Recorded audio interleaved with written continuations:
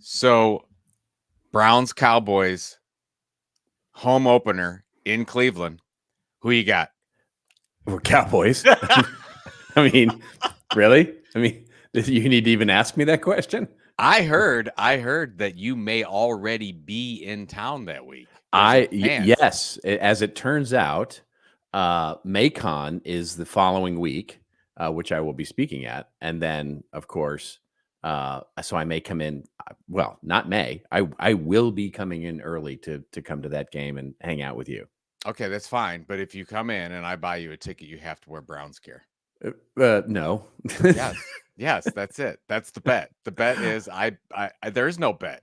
You come into my stadium. Okay, here's what I'll do. I would wear an Amari Cooper jersey. Yeah. Amari Cooper Browns jersey. Yeah. So and you have to wear.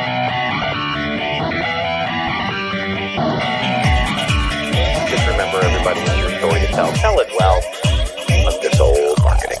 And now, for your listening pleasure, here's Pulizzi and Rose, covering the week of media, marketing, and digital content news. This old marketing. Take it away, boys.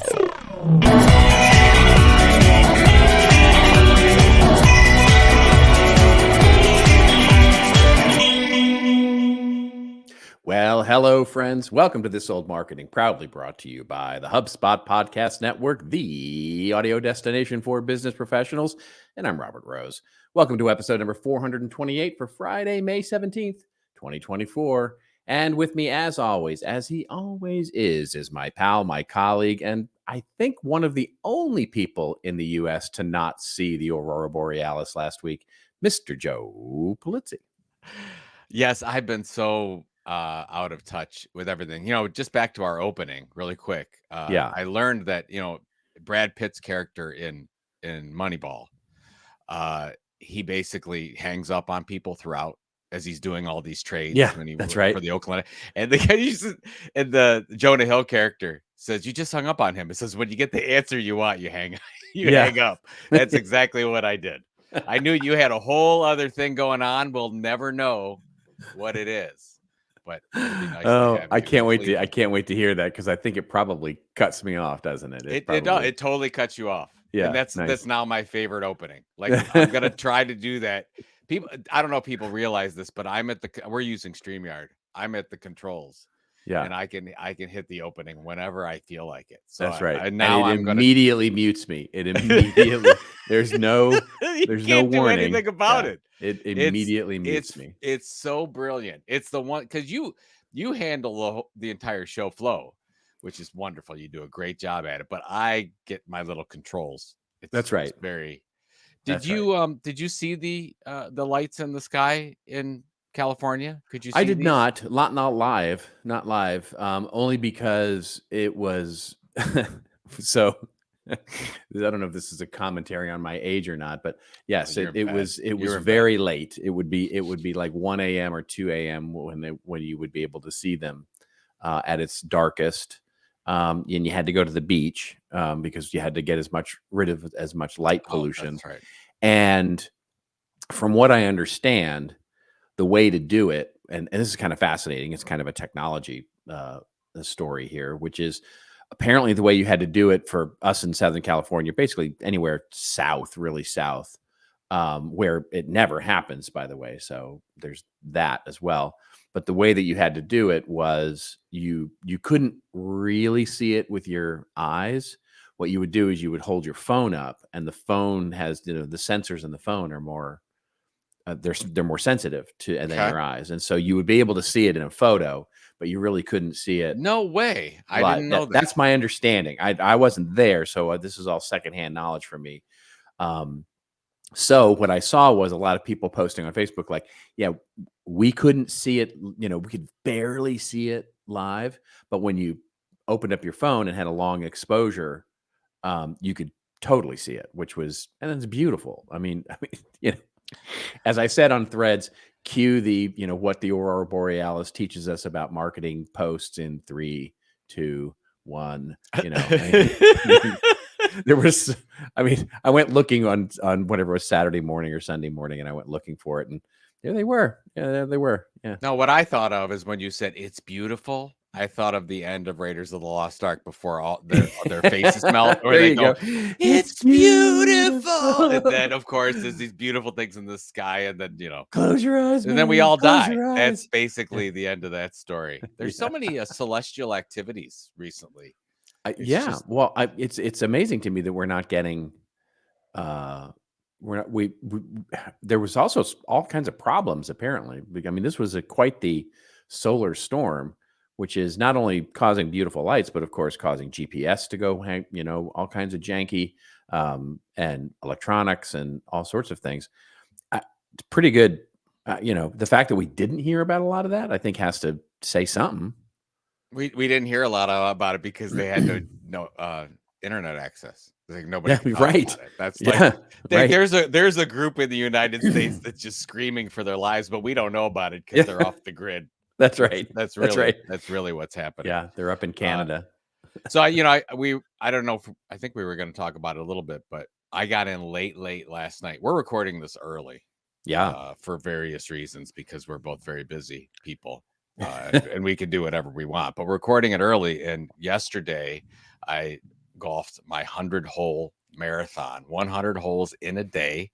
Yep. Started at 7:00 in the morning Eastern time, and we ended at 8:03. So 13 hours it took us to golf 100 holes. And for those of you that are watching on YouTube, you can tell I feel like a wet, damaged sock right now is probably the best way to put it. I don't know why I came up with that. That's I mean, to be fair, that's Tuesday normal for you. So probably right. There's not a muscle that I have left that's not sore right now.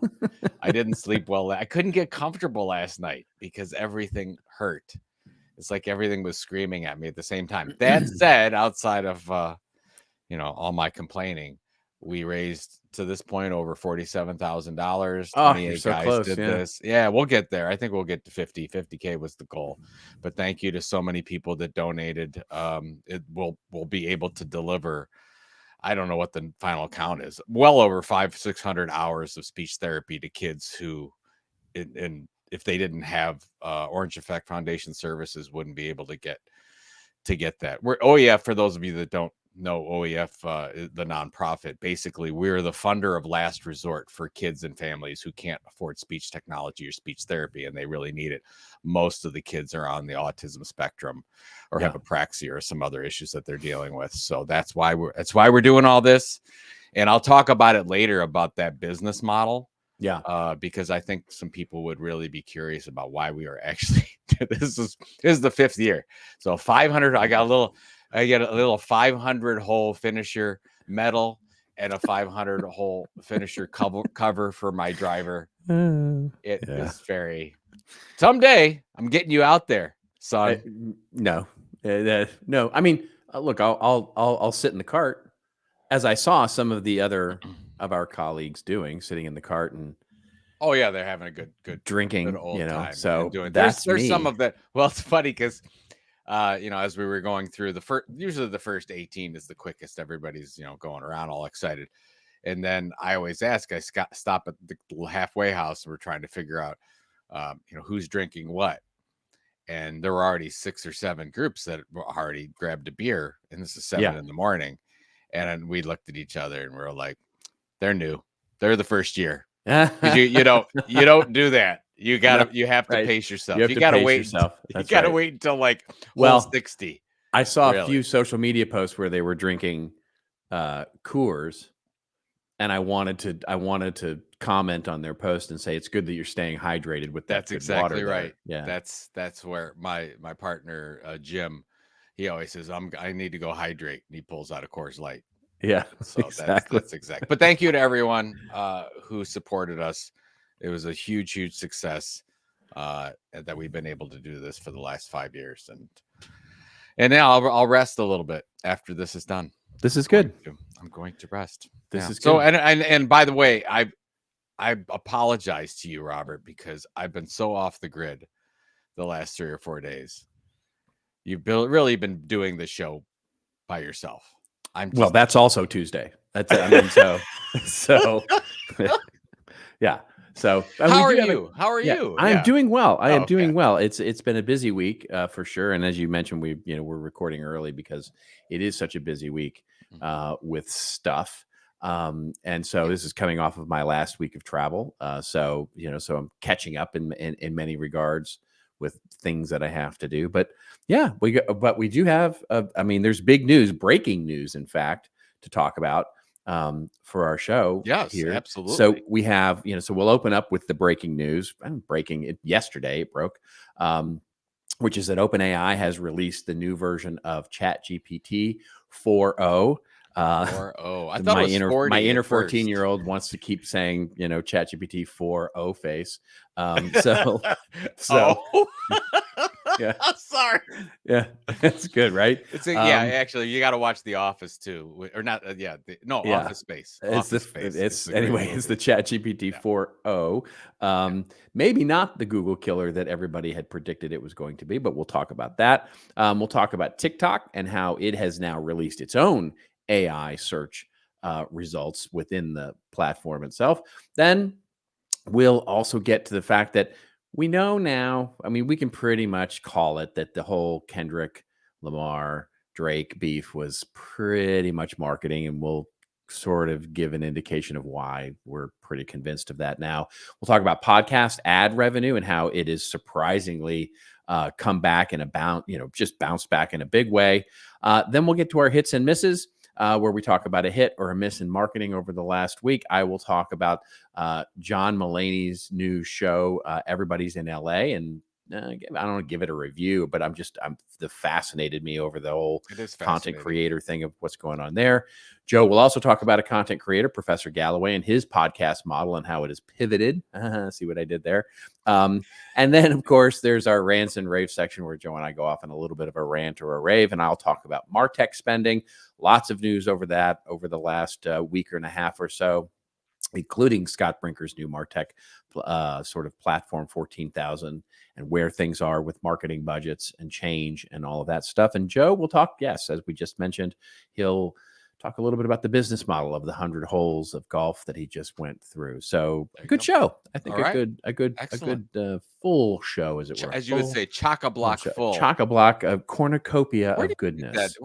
You're the only one I know that uses that phrase. I am the only one who uses quite a few phrases that I have come to learn. Yes. Do you use whoopsie daisy? Whoop. Is that you, like when you fall like around the house? That's from Hugh Grant and that's right. And Julia Roberts. And what's the name of the movie? Notting Hill. Oh, I gotta wake up a little bit. Yeah. Do you ever say whoopsie daisy? No, because I'm not a 13-year-old girl. when you fall around the house, like just because you fall a couple times a day, do you go whoopsie daisy? Like, is that? No, I do not. I do not. But I may warn people that they need to be careful or they're going to turn an ankle. Well, I'm glad that your wife got you Life Alert, because I'm concerned. Thank you for that. Yes, I have the Bumblebee phone now, or whatever it's called. Yes. Oh my God! Speaking of that, is that the Nokia phone? What's the new Nokia phone that came out? I don't know. There's no such thing as Nokia anymore. Whatever. It's got to be. Yeah. It's whatever I know the company, but they brought the brand down. Easy. Don't hurt yourself. I was like, I'm so excited about this, and you can't get social media with it. I'll have to do. I've heard about this. Yes, I've heard about this phone. I'm very excited about this. You can't message. There's something that it's a very hip new phone where basically it's just a phone. It's so brilliant. The innovation to just come out with a phone. Yeah, there you go. It's so 1998. Yes, exactly right. Absolutely, we're going to introduce. Someone's going to introduce something that maybe fits in your hand and is a pilot. It might be a Palm Pilot, might the kind of thing. Anyway. Wow. Hey, watch it come back. Everything comes back around, right? Yeah. Whoopsie daisy. Yeah. There you go. Yeah, just like vinyl. Here we come. There we go. All right.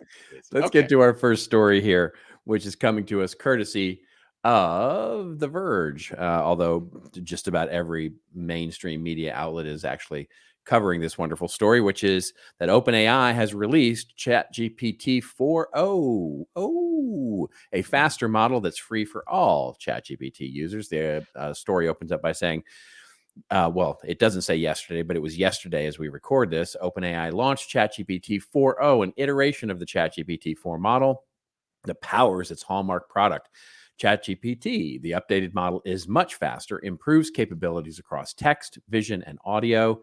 CTO Mira Murati said in a live stream announcement on Monday, it'll be free for all users, and paid users will continue to have up to 5 times the capacity limits of free users. They really buried the lead there, because if you actually, the article goes on to talk about some of the new features and stuff like that, which we can talk about here in just a second. But the I mean, I don't know, all of the articles seem to be really burying the lead, because the real sexiness of it, and I know you didn't see it. First of all, the live stream. I mean, speaking of, feeling old, it was a set out of Merv Griffin. I mean, it was this This is the one on the screen. There you go. Yeah. The one on the. I mean, it was like literally a Merv Griffin talk show set that they had the live stream. Here's the other one. Yeah, here's the other image right there. So I watched the whole thing. I watched the whole video, and it was quite impressive.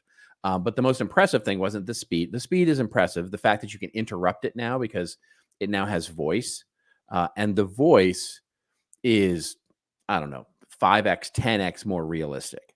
It kind of, it'll do, like all the pauses and halts that you hear in my language as I'm talking. It does that. So it doesn't sound robotic anymore at all. It'll laugh. It'll show emotion when it's, when it's talking with you. You can interrupt it.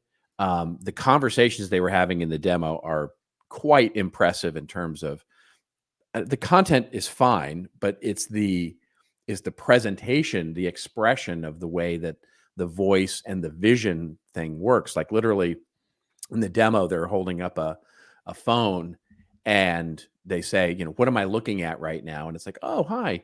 Well, you're looking at yourself, and you're wearing a leather jacket, and, you look very smartly dressed, and, and so on and so forth. And he turns the phone around. It's like, oh, now we're looking at the, it looks like an industrial designed, wall, blah, blah, blah, blah, blah. It's just, It was very, very impressive in terms of what, the interaction, the sort of the back and forth. And then they did a demo where they actually had the one ChatGPT talking to another ChatGPT, which was fascinating to watch the two of them go back and forth and talk with each other.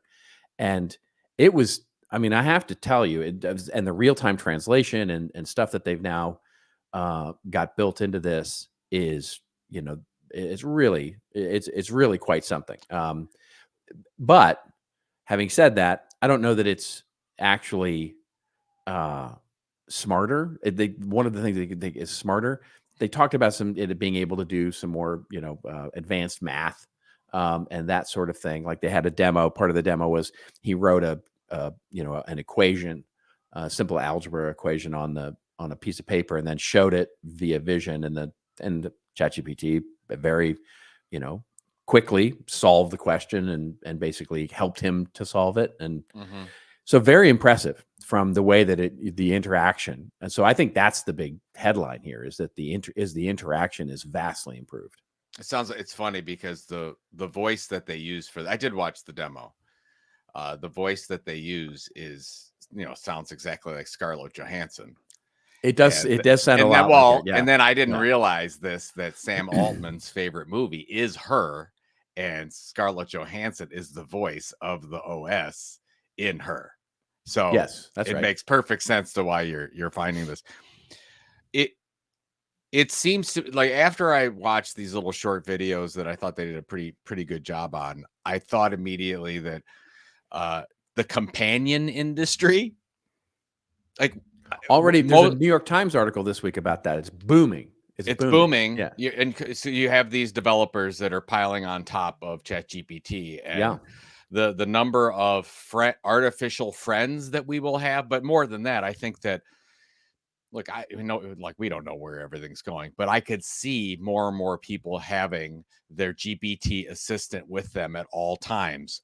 There was someone on the course yesterday for the 100 holes that were doing that, and they were telling them, okay, well, you're on pace to end this hole at this time and whatever, and the whole. It's just kind of strange. And then I also think about Paul Reitzer's comment that you got to remember that the thing that you're looking at right now is probably X times not as smart, because they're already 12-15 months ahead with something that you haven't seen yet. So this is what we're seeing right now, which is impressive. Yeah. So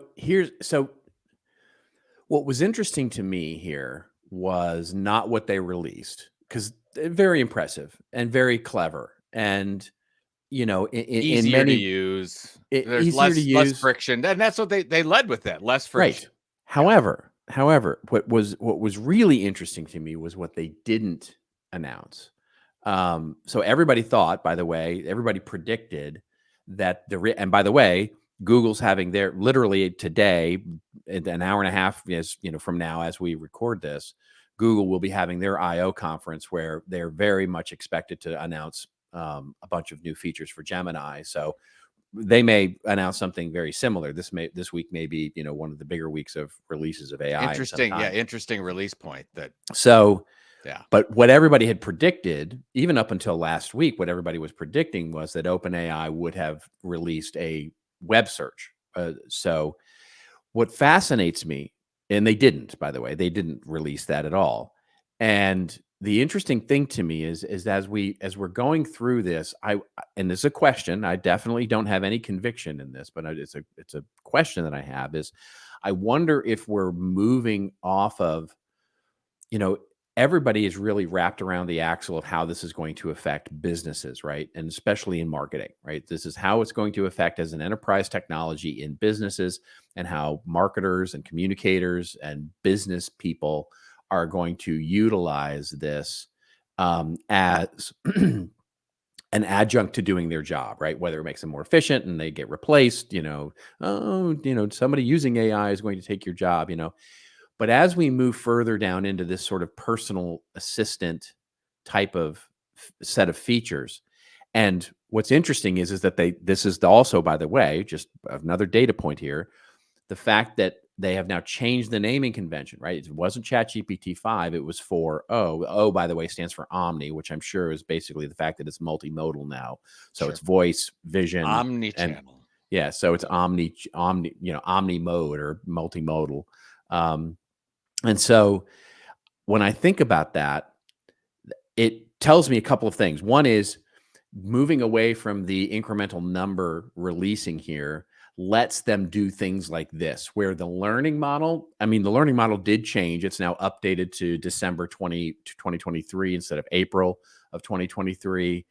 So it was an incremental change to the learning model, but this allows them to add these features, sort of glossy, interesting use case features, and not have to sort of exponentially increase. And so it suggests that moving from 4 to 5 is a little more difficult than they might have thought it was going to be, or it's just going to take a little longer than they thought it was going to take. Thus, it may mean that we're in for a slowdown of how good or how exponential the model will actually improve, but maybe catching up with sort of the glossiness or the features or the use cases of how to use the existing model, like what most of this really is all about. So I wonder, and I know this is a long way of getting there, I wonder if where we're moving is really more into, a replacement of Siri, a replacement of, some of the personal assistant, an individual based tool, rather than something that's really going to markedly inject itself into the enterprise, except where it's sort of embedded into sort of our tools. Does that make sense? Does that? You're trying to get at there? You're absolutely right. That was a really long way of getting there. Right. Yeah. Sorry. No, sorry. I think that everyone, to your point, I think everyone was expecting, oh, now I'll have a desktop AI search that will be competitive to what Google is doing. Right. And I think what you're seeing OpenAI do is they're saying, look, everything is going to move to voice, search, questions, insight. I mean, if you just, I don't know how you use your phone, but I started by texting people and searching for things by typing it into my phone, and now everything is voice. I search voice, I text voice and it's getting better and better, so I don't have to message that, or I can message that way. And I think they're saying, look, that's never going to be bigger. Text search by actually typing things in is never going to be bigger than it is right now. It's going to be less and less and less and less, because most of us are going to just use how we communicate with human beings to do their searching and insight. And I think from a business behavior standpoint, it's the same thing. They're teaching us right now that, or trying to speed the process. We're already going to go that direction. So they're pushing and speeding the process for get all your insight this way. So they're going after more than just Google. They're going after Apple. They're going after the whole thing and just say they want to be the OS for your life, not just your phone, everything. I mean, that would be my vision. And if I was Sam Altman, and just say, because they're trying to obviously take over the world, and they're doing a darn good job of it. So I think it's, if they would have come out with just something that competes, oh, I have my search here, I'm going to type it up and it'll be AI results. I think we're all missing the point. This is much, much bigger than that, to say everywhere you go, that you have this assistant to help you in your job, in your life. So I think it's going to completely transform business, and I think it's going to do it a lot sooner than we think it's going to happen. I'm with you, and I haven't really organized my thoughts around this yet. So you said it more elegantly than I did, but I guess what I would just say, and we can move on to the next story here, but the what I would say is that there was nothing around the enterprise. There was nothing around how to integrate this for business teams. There was no announcement around nothing, none of the announcements coming out. It feels to me like OpenAI has said, oh yeah, we have an enterprise, we have a business solution, we have this, but we don't really talk about it that much, right? They're just the lack of discussion at all about anything related to business was striking to me with this release. And you can see why. It was sexy enough on its own. I mean, the release is really cool and interesting, but it's interesting to me that they don't seem to be going down that road. And I just, it's an early indicator to me that I wonder if, I mean, one of the very first questions I asked a year and a half ago, and I'm still wrapping my head around it, is AI more like an OS where it's built into the business at the very ground level, and you just sort of all use one thing, sort of, remember the Whopper from War Games, the Whopper computer, right? That's right. Is it that, or is it little individual nodes provided by different, Google over here and OpenAI over here and Microsoft over here, just for individuals? Apple, you have, everybody has their own sort of AI that sort of follows them around in a little mini cloud, and it's all individual based. I think one of those becomes truer than the other. So that's all I mean. No, I think that you're right. I think that, so first of all, it could just be baked in. Second of all, you got to remember that Microsoft pretty much can do whatever they want, because they own the results of all this stuff with the deal they did. Fair enough. Yeah. Well, I mean, so you could say, so let's just say that, okay, we know that Microsoft wants to dominate the world. They're going to do it with OpenAI, not against OpenAI. OpenAI just becomes the default search, default operating system for all of us at the base level. And then Microsoft is going to come along with Copilot or whatever they have to be the business version of that. And they're going to just layer right on top of it. Because OpenAI and Microsoft don't really compete with each other, folks. They're sort of the same. Right. They're on the same team. They're on the same team. Let's just be clear here. The reason that these investments are happening at the Microsoft and Google and, Amazon and Apple level is because not all of them are trying to avoid scrutiny, right? They're all trying to avoid scrutiny. So they're basically, well, look, jazz hands, competition happening over here. We're just making investments in all these cool little startups, right? They're definitely the puppet masters behind. Greatest single investment before this time was Facebook's purchase of Instagram for $1 billion. That's the greatest single investment that's ever happened since the dawn of time. I think, just from a valuation standpoint. That will be nothing. That won't even be talked about compared to what Microsoft did with OpenAI. That's going to be the key thing. Fair enough. All right.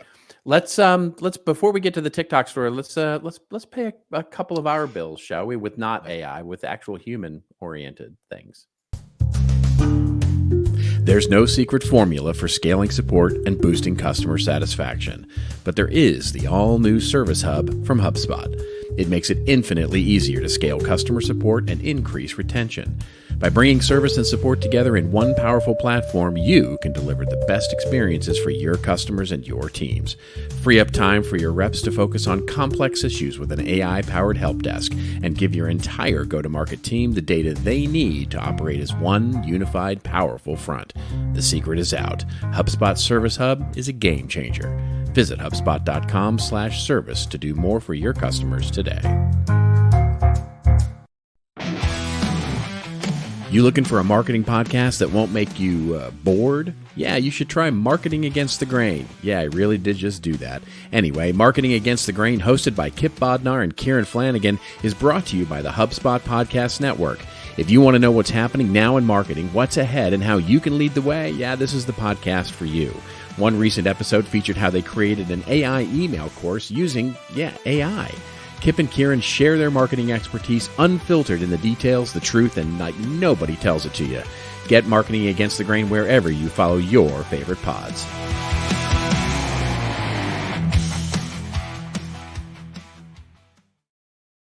Were both of those were both of those ads done using Sona? Yes, they were. Both. Oh my gosh. Yeah, it's really good. It's incredible. It's really, I mean, I feel bad for my brother who's a professional musician that he spent all that time practicing when I can be a professional musician. I mean, but let's be clear. If you were to actually play that song, both of them, and you have any sort of, I mean, as a general listener, what I would suggest is that if you were to like take out everything except the song, you would hear like it's not quite right. It's not quite right. Especially the heavy metal one. The heavy metal one it's not quite right. I thought you mean Quiet Riot. Is that how you? There you go. Steve. Oh yeah, right. Let's feel the noise. Yeah. Okay. All right. Yeah. Good. What do we got? What's next? Oh boy. All right. Sorry. Yeah. I want to put a disclaimer on all the episodes from here on out, saying that Joe's all out of F's to give. And this is exactly what you're going to get from here on out. I don't know if that's good. I feel bad for you. Everyone should send Robert gifts. You really should. Yes. All right. Let's move on to our next story here. I mean, anyway. There's so many places. There's so many ways we could go down a rabbit hole there, but I'm just not going to go. Mm-hmm. Okay. The next story comes to us courtesy of MSN. Although, again, a number of places are reporting on this, and so it tells you where Joe gets his news. The lovely Microsoft network. Still using his AOL browser, I'm sure. Anyway, this is Edge. I'm on the edge. You're on the edge. Yeah, I'm on my way. Home sweet home. Okay. By the way, I hear all sorts of challenges with Windows 11 versus 10. Are you part of that whole controversy and how Windows 11 really blows and so nobody's upgrading and all that? Like, to be honest, I haven't noticed anything different since 8. I mean, I really it just works for me. When it doesn't, I call my kids over. I mean, by the way, I used to teach this stuff. No, those days are done. I haven't had any problems with it.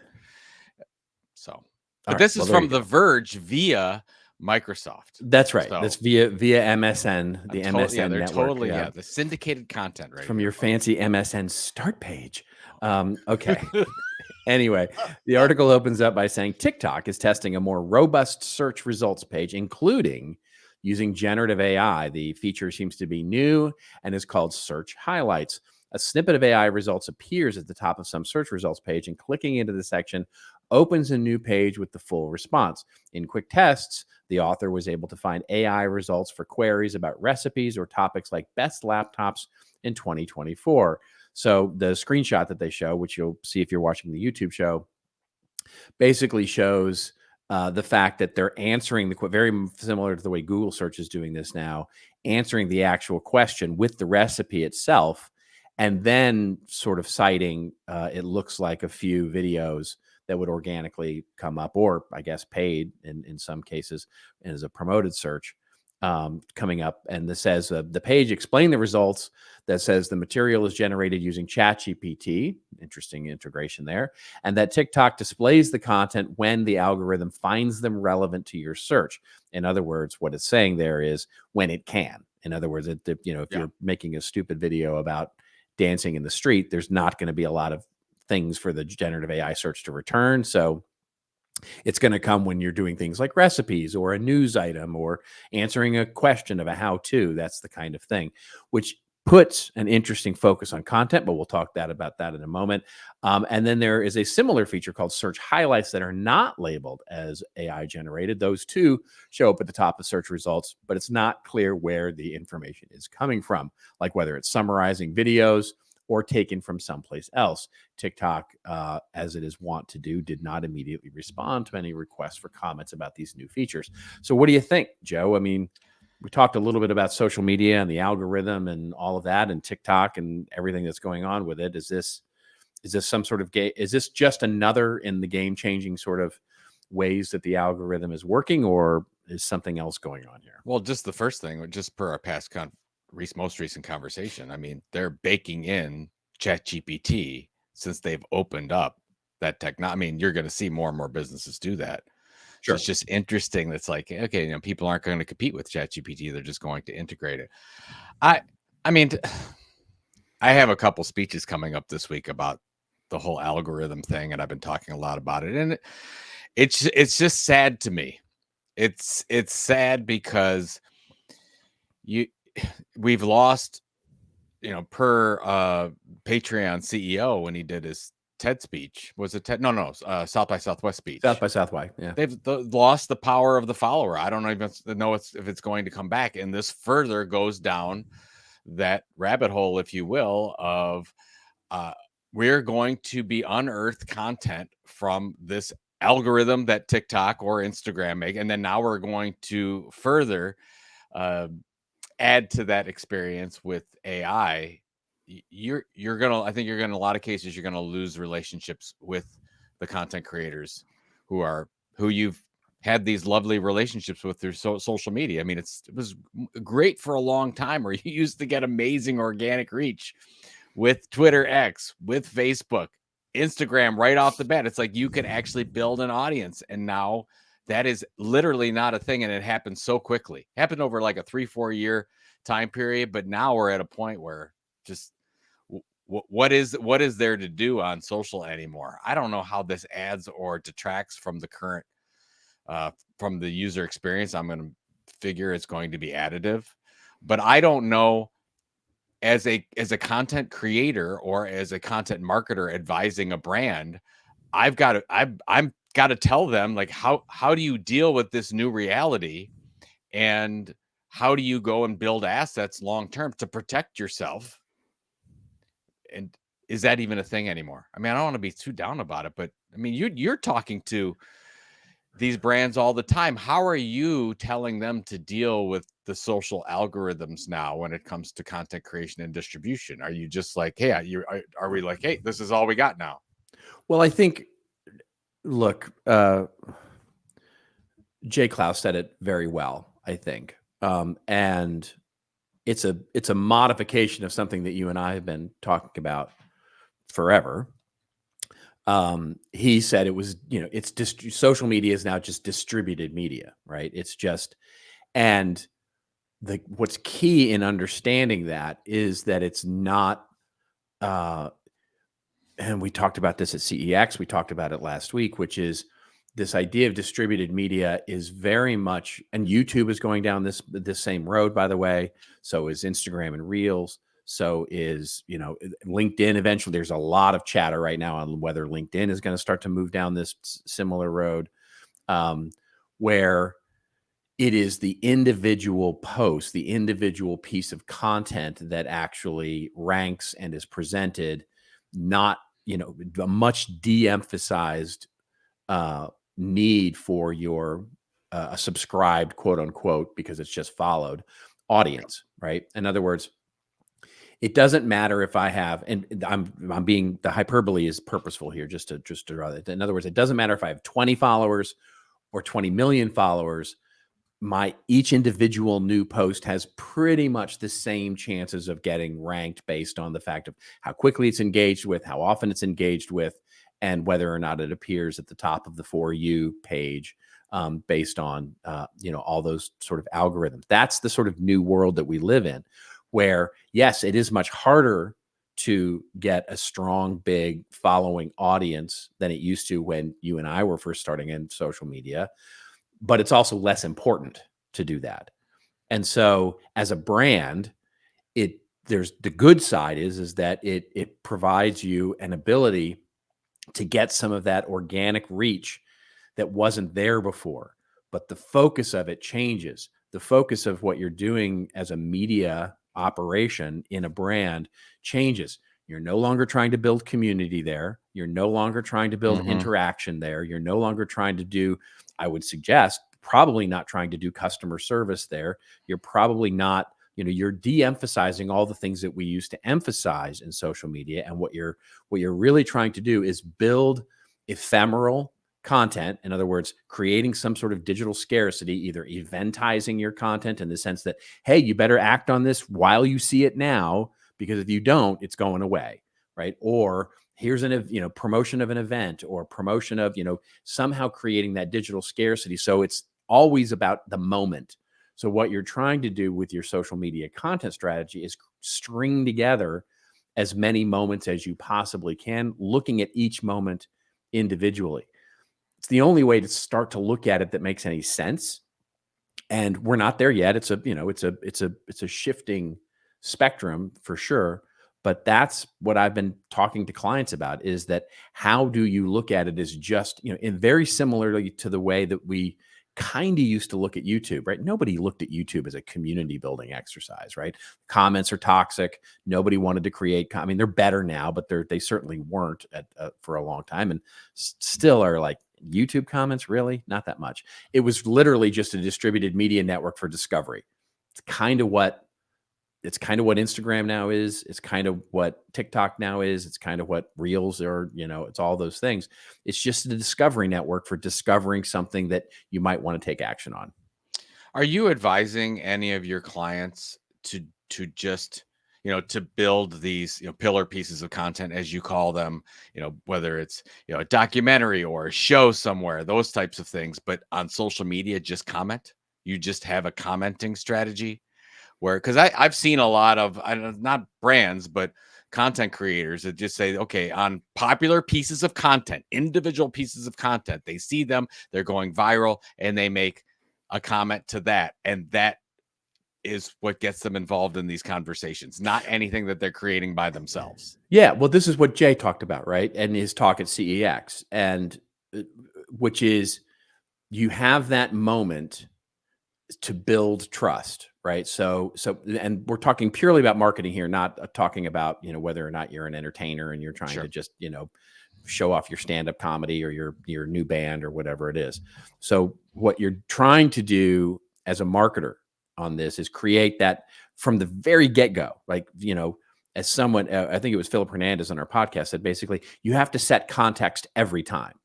And that context from a marketing perspective is trust. And so you're trying to set trust every single time to make them want to take the next action, which is go to your website, go to your owned media property, and interact in some way that helps you as a marketer. And so the mix there is what's important. How often do you do that? Sometimes you're going to post content up that is literally meant to just be there, get commented on, enjoy, and not drive any action, right? Mhm. So if you think of it that way, it's like, I'm going to create a piece of content that I know isn't going to drive traffic back, but it's just meant to create an engagement and awareness in that moment. So the next time that they see something that is promotional, and I'm sure at some point somebody's going to come up with the, remember in the old days, it was like, hey, it was 2 to 5, right? For every 5 posts, 2 of them were calls to action, or 2 of them were marketing based, and 5 of them were value based, and all those algorithms, which were kind of nonsense. But the point being, somebody's going to come up with something similar to that, where it's this number of, as part of your integrated marketing mix, your integrated content mix, you need to have some content that's only built to entertain them in that moment, to keep them there, right? To make them aware, to make them want to content, spend time with your brand. Then the next time that they see something from your brand that is a call to action, they're much more inclined to go, oh yeah, I trust that.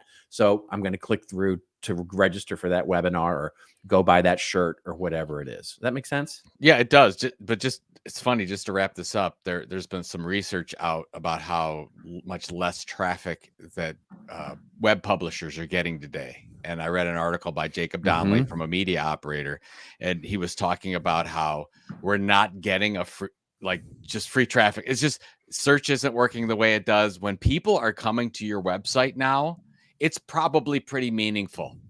Like, it's right. That's right. So he was talking about, we have to make sure more than ever before, because we're not having all this traffic coming. Like, we'll catch some of them no matter what. It's like, now our websites have to be amazing, and they have to really point to where we want them to point, and some amazing resources, and email newsletter, and those types of things, because they're actually there and they're interested, because you're not getting, a million people from Google. That's right. Some viral post. It's just not happening anymore. Yeah, that's right. They're either coming from search, or they're coming from social, right? That is probably the 2 biggest items in your, in your traffic generator. And so, yeah, I 100% agree with that. Whatever it is has to be clear and compelling. And, it's one thing to grab the attention, but once you have it, you have to hold it. You have to hold that attention. It's precious. Mm-hmm. Yeah. Precious, my precious. Speaking of that, there's got to be another Lord of the Rings, my precious. I know, I heard about it. That's stupid, but yeah, it's it's the if there was another Star Trek, the life of Gollum, or something like that. But if there was another Star Trek, you'd be like all into it. Just there is going to be another Star Trek, and I'm all into it. Yes, you're biased against Gollum. Gollum didn't. If Gollum was in, if there was like a mashup, Lord of the Rings, Star Trek, you'd be all in. You'd be like, give me more Star Trek Gollum. I would not. Oh no, I'm a purist when it comes to my Star Trek. So yeah. Yeah. Hey, look, the new show's coming out. Or yellow, or the new show's coming out.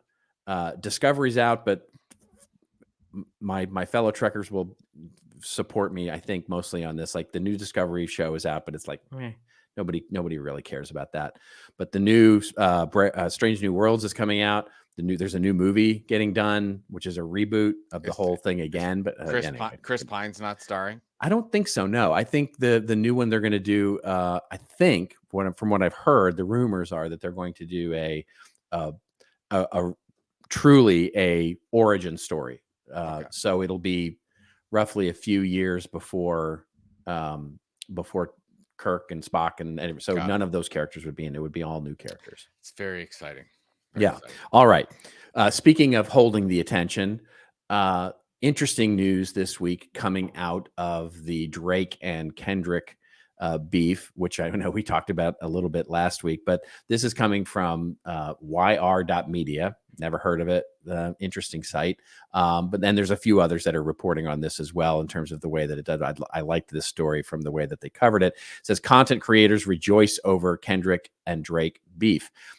Basically, the article opens up by saying the feud between Kendrick Lamar and Drake has intensified as both rappers trade barbs in a series of diss tracks, captivating fans and stirring up social media. The spat escalated in March when Lamar dropped Like That in response to Drake and J. Cole's track First Person Shooter. Despite J. Cole bowing out, Lamar and Drake have continued the verbal onslaught, with each releasing 4 new diss tracks over the past weekend alone. Basically, this goes on to say that they have both Drake, the record companies from Drake and from Kendrick, have removed any of the copyright infringement restrictions to all of the diss tracks. meaning that all these social media people who are covering the, basically covering it like a sports, sort of thing, can play those tracks without any risk of getting DMCA takedown notices. And you've got all these content creators who are now super happy about it because they can play the tracks, they can talk about it, analyze it, do their quick takes on it and all that sort of thing. And my immediate take on this was brilliant from the record companies, and brilliant from the artists themselves, and just tells me 100% that this was all a marketing exercise. Yeah. I think you're right. I mean, you talked about it last week. And what I love about this is that if you are a marketer or creator and you really want something to, let's say it's a new term or a phrase or an idea or whatever, release it into the wild. Really, like, give full permission for anybody to use your survey, your research, your book content, whatever it might be. And if you want that to happen, that's the only way that you're going to, and like, look at this thing just go crazy because people can get people. So you're giving people content to use. Here's my question for you, which is who should we start a beef with? I mean, because this is how we should roll, right? I mean, we should start a beef with somebody, some other big, like, way more popular than us, obviously, and we should start a big beef with them. I think that's something. I mean, the only thing that I have to compare it with in my life is that every time I get on Douglas Burnett's wonderful podcast about marketing books, I have a little beef going with Mark Schaefer, because Mark Schaefer's been on like 10 times and I just was on 7 times of this podcast, and I basically was calling out Mark and I said, just stop writing books. Like it's enough. Like, no more books, because I need to get on. I need to pass him up on Douglas Burnett's podcast. So that said, we need to go at, like, who? No, I don't know. Let's not go there, shall we? Let's just. I think there's a lot of places we can go. We'll talk offline. Yeah, we'll coordinate a little bit more, and then we'll bring it up. I mean, we should. I mean, if we're going to go after somebody, we should go like, we should. That Joe Rogan character, he's going to turn an ankle. Whoopsie daisy. Whoopsie daisy. Nobody cares. Yeah, nobody cares about us. Nobody. I know. That's the point. We make people care. Like, nobody cares about Drake either. But that Jimmy Donaldson, I hate him. Yeah, exactly. There you go. Right. What are you being all Mr. and Beast about? Right. So. All right.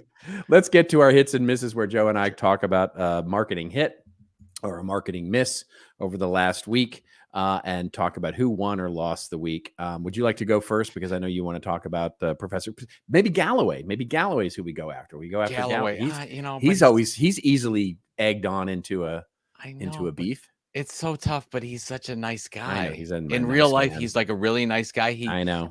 And he's an Arsenal fan, which I'm a fan of the Arsenal as well. So it's hard for me to. Anyways, I hear you. Just 2 seconds worth. We talked about years ago about when Scott Galloway had his Prof G podcast and that individual feed, and he was trying to launch some additional shows, and one of those shows was Prof G Markets.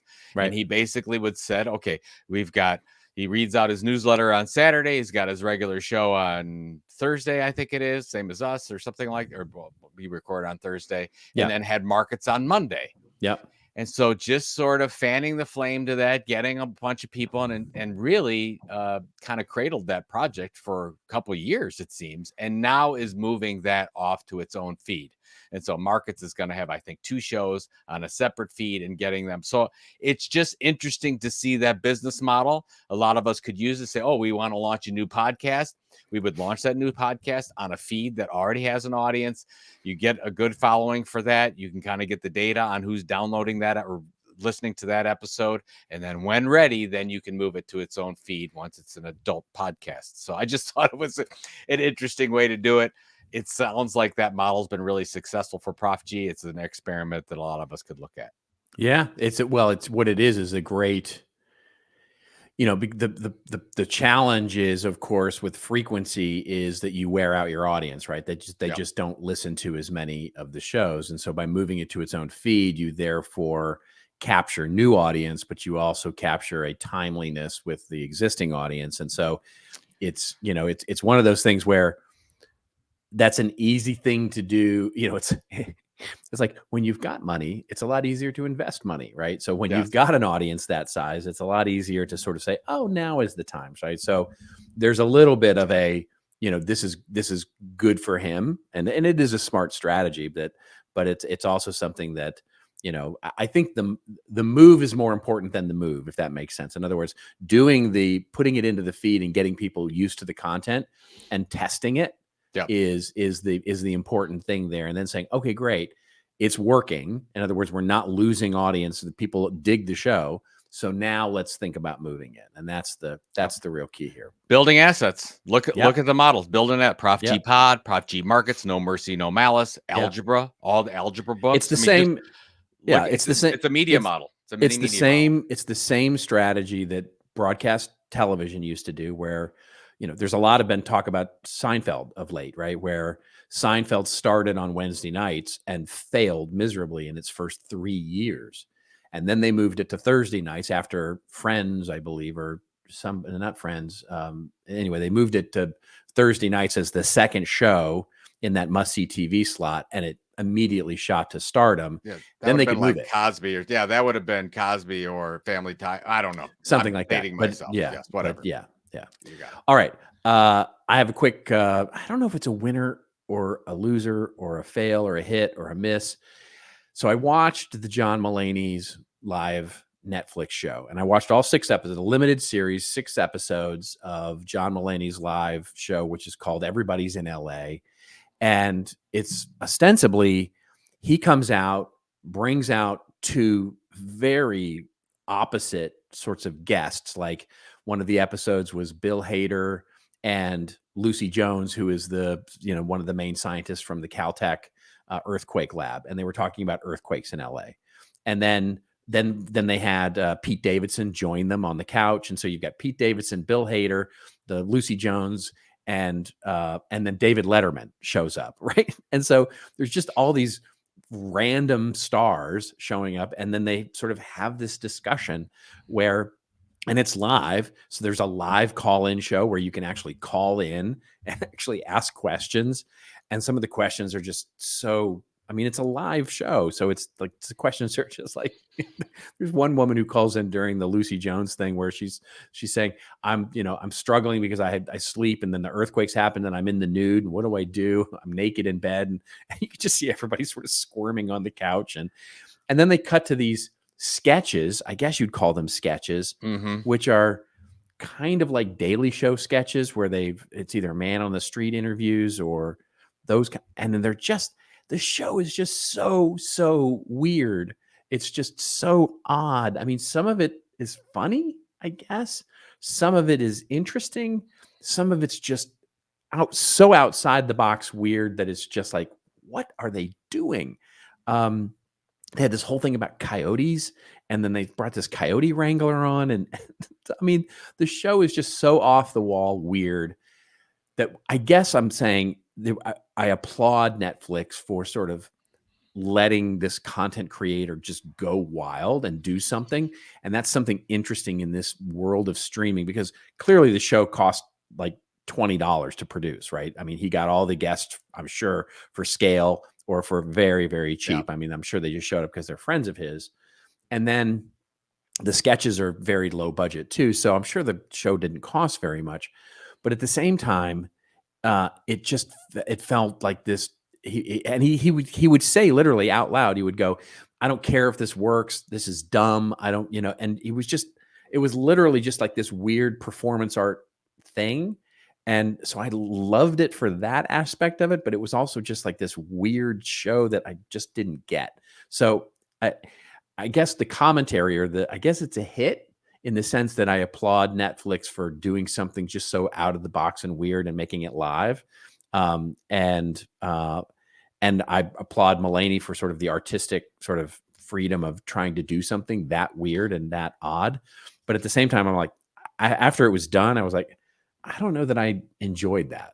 You know what I mean? It was a very strange experience. It's an interesting model. If you listen to him on the David Letterman Talk with Dave show, he talked about his creative, like his project process is he works on something and focuses on that thing. And that's the only thing he does for the 3 or 4 months. Yeah. He does the thing and Yeah. then does another thing for 3 or 4 months. And then the culmination of that is after 2 or 2.5 years, he's worked out all his material and he does a Netflix special, which Right. is his big pillar piece of content. It's fascinating. Yeah. Every one of us can learn from that process to see. So this was one of his 3 to 4 month projects. Let's do this thing. Yeah. They figured that out, done, and then he'll have another one. And I think creatively, it's fantastic for John to do that.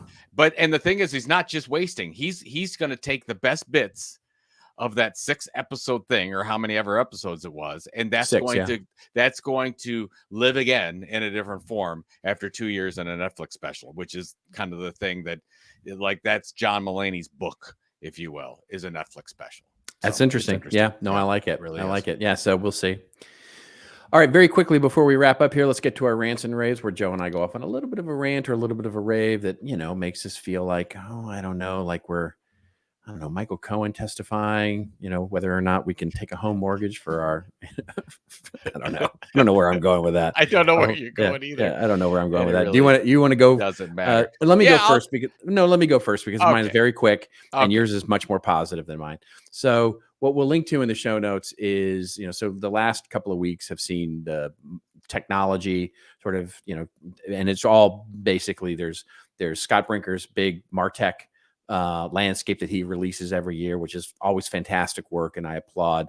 This year it looks like an eye chart because there's literally 14. I don't know who does the 14,000 logos on the super graphic, but whoever it is, kudos. I don't know how long you spend on that, but oh my God. Yeah.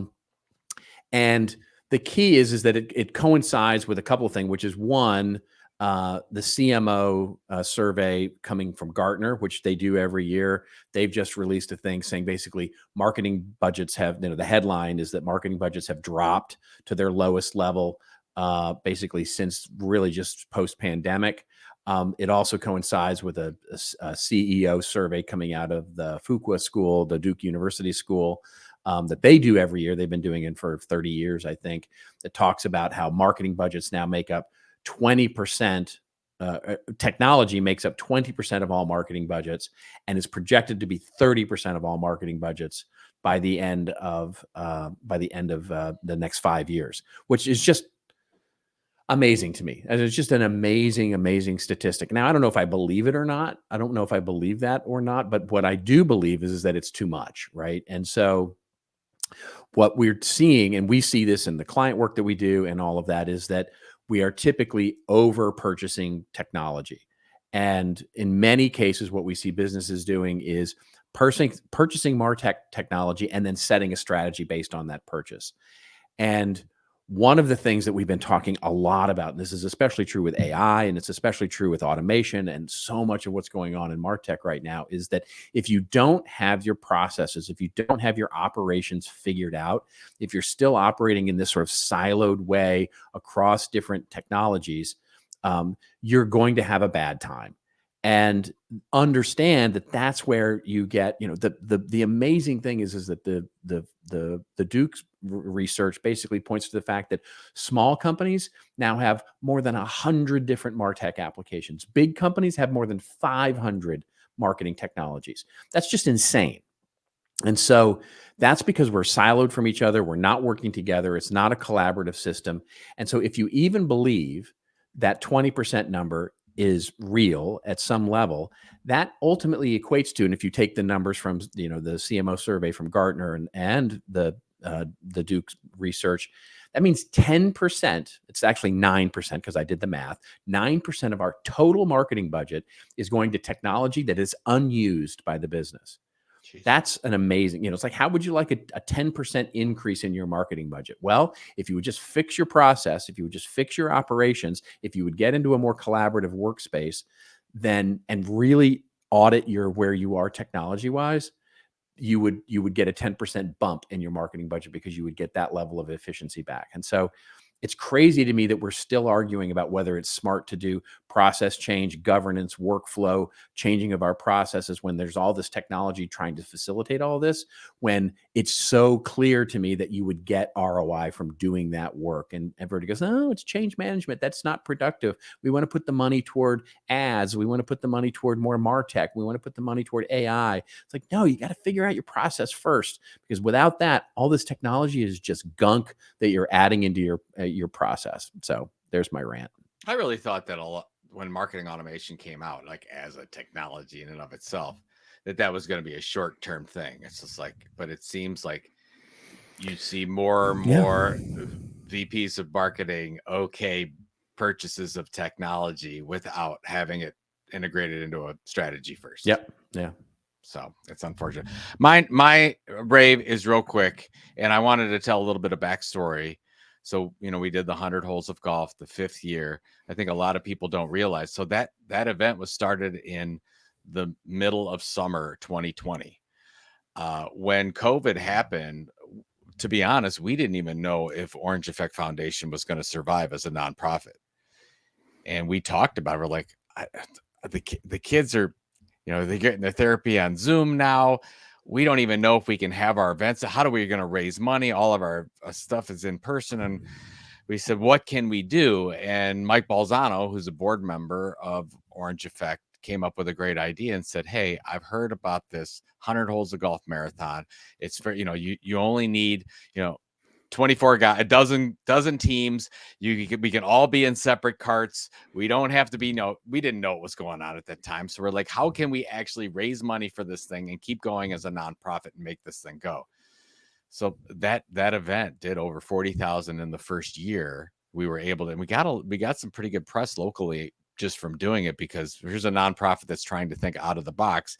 And here it is 5 years later, we've almost raised $250,000 with just that little event idea. And I just, the business model behind it is interesting, because we make more money in profit that go directly to the kids through our 100 holes, through just basically this year, 28 people.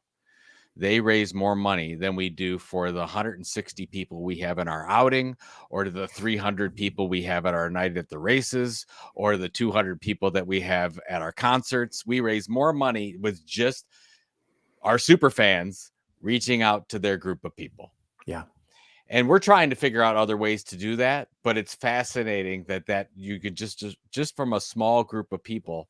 And so it just makes me think, and maybe relevant to any of our listeners here, instead of thinking about getting more audience, focus on a smaller group of people that can really wield more power, if you will, fundraising power in this respect, by simplifying the model to less people.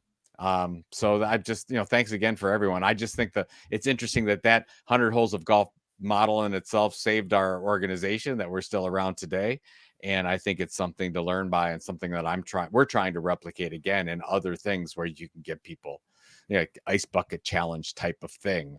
But on a very, very small scale can be pretty powerful. So. Yeah.